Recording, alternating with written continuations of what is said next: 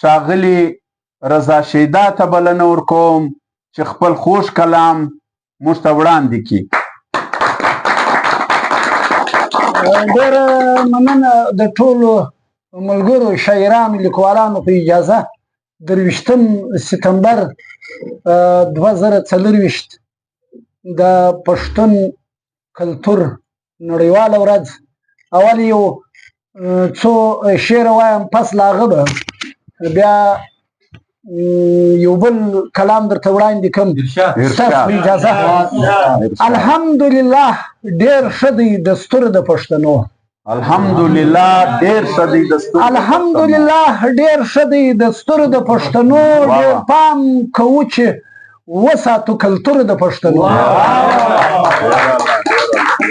الحمدلله ډېر ښه دی دستور د پښتنو. ډېر پام کوو چې وساتو کلتور د پښتنو.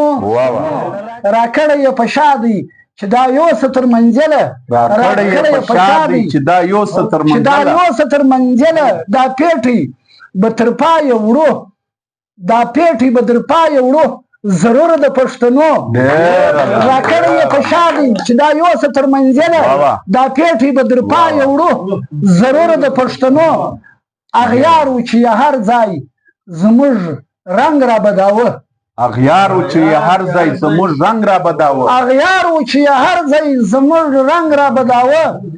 ښکاره سو اوس نړۍ ته ښه انځور د پښتنو. اغیار و چې هر ځای زموږ رنګ را بداوه. ښکاره سو اوس نړۍ ته ښه انځور د پښتنو. چې څه هر څه یې وکړل دا د چا څه پټه نه ده. چې څه هر څه یې وکړل دا د چا څه پټه نه ده. چې څه هر څه یې وکړل دا د چا څه پټه نه ده. معلوم سو هر چا ته نن تربور د پښتنو. چې هر څه یې وکړل دا د چا څه پټه نه ده. معلوم سو هر چا ته نن تربور د پښتنو. شیدا اوس به آباد سي علامې یې داسې ښکاري. شیدا اوس به آباد سي علامې یې داسې ښکاري.